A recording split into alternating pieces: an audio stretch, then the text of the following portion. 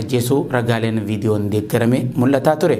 Keessaaf waan arxummaa fursii bakka intalee jaamtutti humnoonni mootummaa namoota nagaa ajjeesanii gatuu maddeen naannicharraa gabaasaatti jiran. Dabalataanis aanaa Dawwee Harawaa keessaa muddee 28 takka namoota 8 gaan mana hidhaa Booraa keessaa baasanii haala suukanneessan iddoo tokkotti rashanu gabaasaaleen bahaa jiran ni addeessan.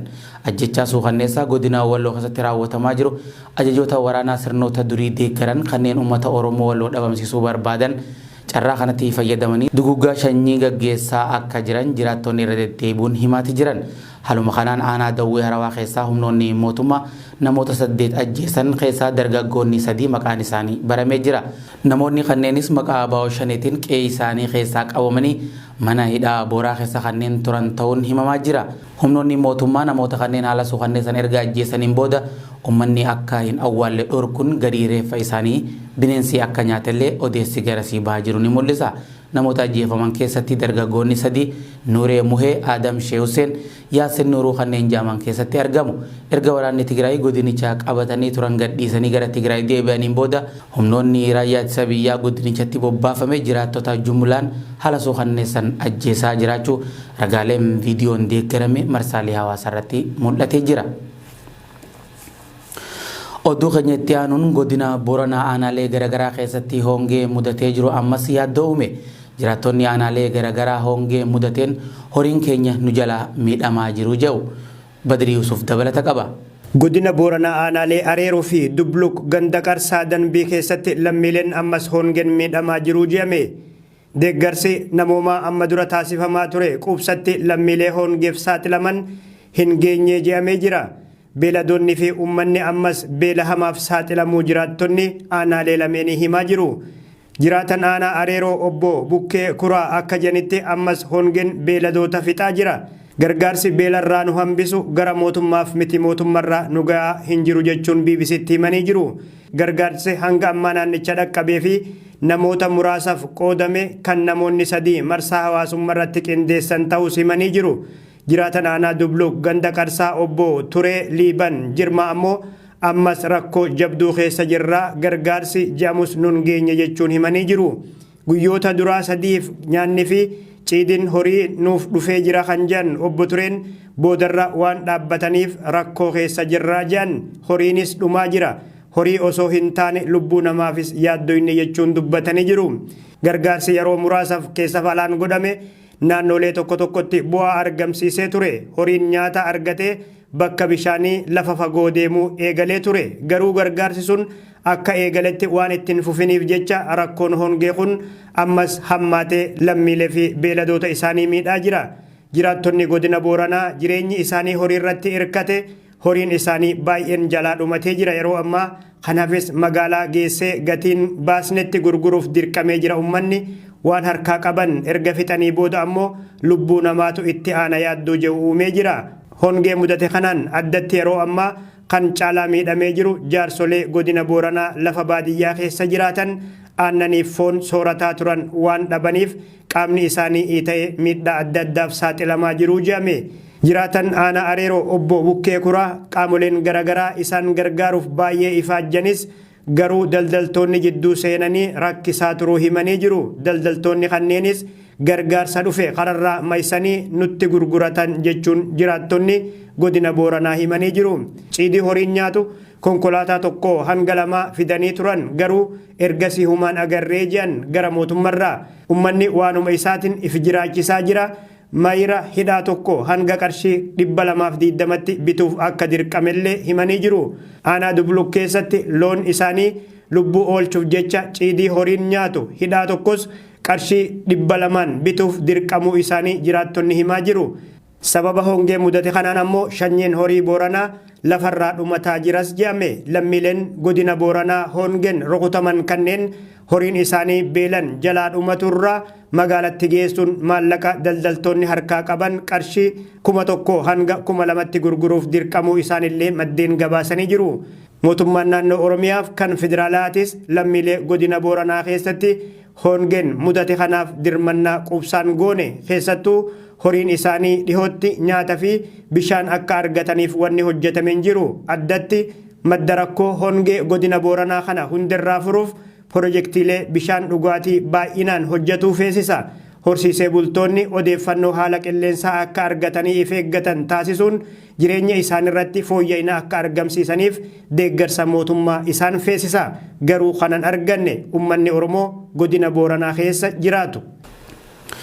Shororkeessummaan shiraa fi fakkeessin furmaata nagaa fi tasgabbii ta'e hin beeku jechuun ajajaan olaanaan ABO WBO ibsa baase.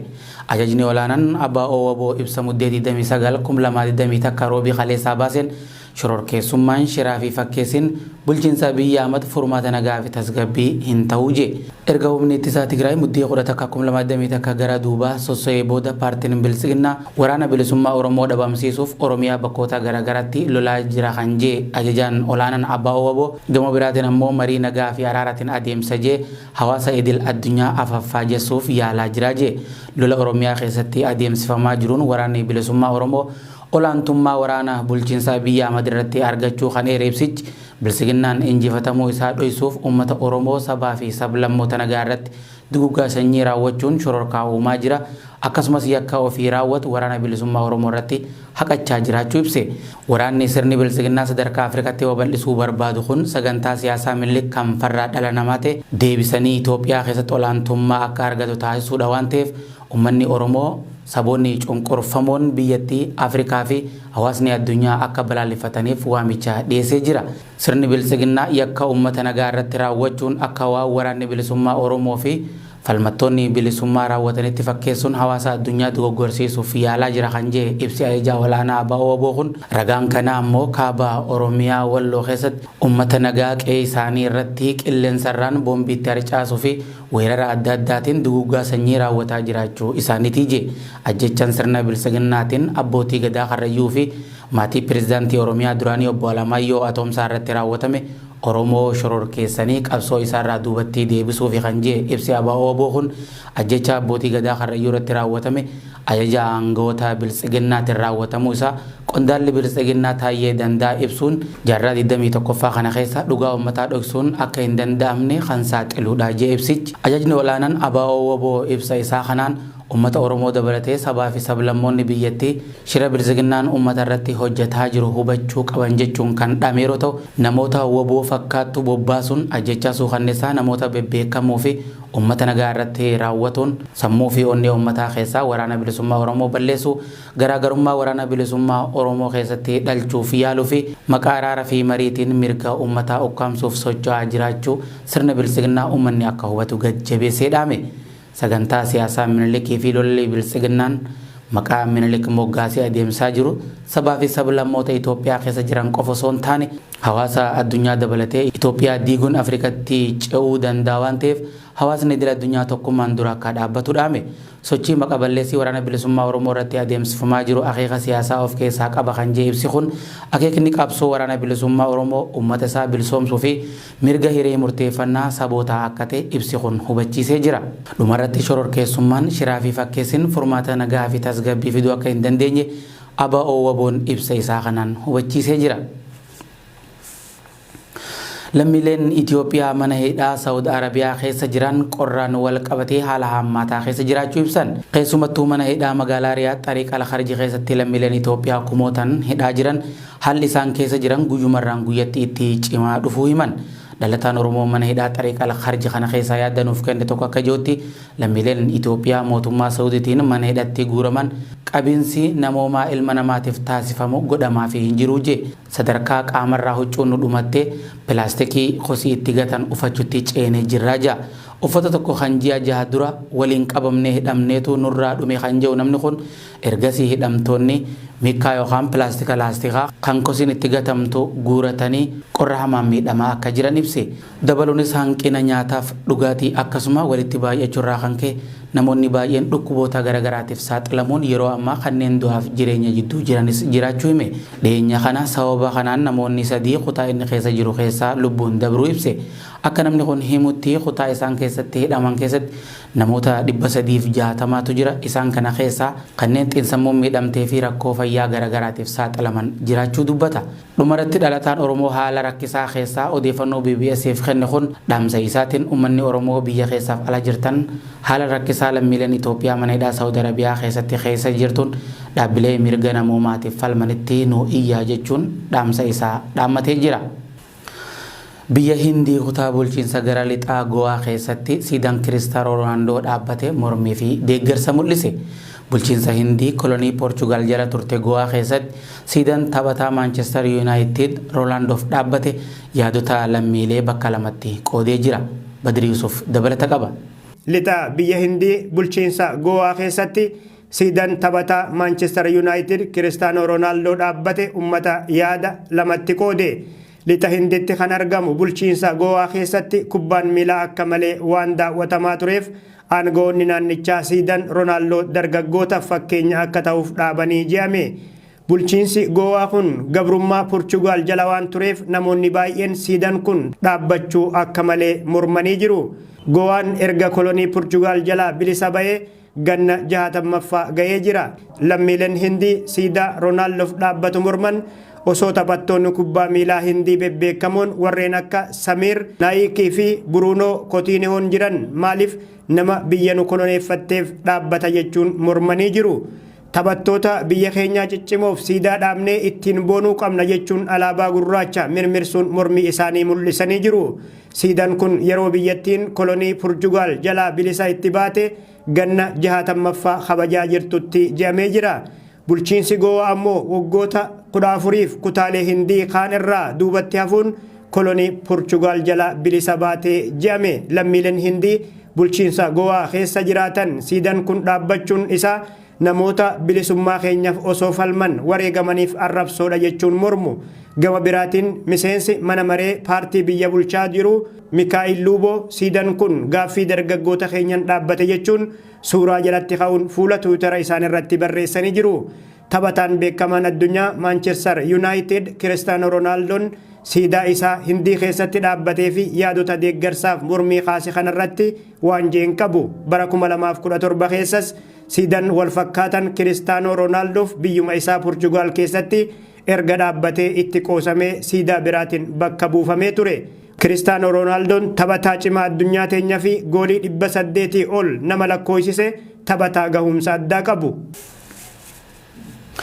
Weerara koronaa vaayirasii wal qabatee UK keessatti sagantaan taphoota Piriimeer Liigii Ingilaandii danqamuun barame. UK keessatti weerarri koronaa haaraa Omikroonii fi COVID-19 hammaataniif taphoonni kubbaa miilaa Ingiliiz yeroo hin beekamneef dabarfamu Federeeshiniin kubbaa miilaa beeksisee jira. Dabalata oduu tanaa Shamsuu Bashiirtu isinitti hima. Sababa weerara koronaa vaayirasii wal qabatee taphoonni Piriimeer Liigii Ingilaandii yeroo hin beekamneef dabarfamaa jiraachuun gabaafame. Weerara koronaa vaayirasii kana xiqqeessuuf sagantaa taphaa walitti aanfamanii bahan hambisuun qaamni Piriimeer Liigii Ingilaandii dorgomsiisu FA'n taphoota hedduu sagantaa taphaa jijjiiruu isaa beeksiseeti jira.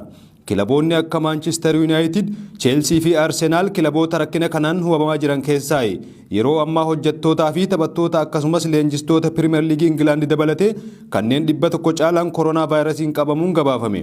Haaluma kanaan leenjisaan kilaba Arsenaal Mikaa'el Arteettaan yeroo lammaffaaf COVID-19 waan qabameef tapha kilabichi Maanchestar Siitii wajjin sanbata dhufu taphatu irratti hin hirmaatu. Bakka isaa gargaartonni isaa akka bakka bu'anii hojjetan eegama. Kaalum Chaambarsii fi Tiimoo Waarnar dabalatee taphattoonni bebbeekamoon hedduun koronaa vaayirasiin qabamuun isaanii gabaafameeti jira. Mikaa'el Arteettaan kana duras waggaa dabree bitootessa keessa vaayirasichaan qabamee bayyanachuun isaa ni yaadatama.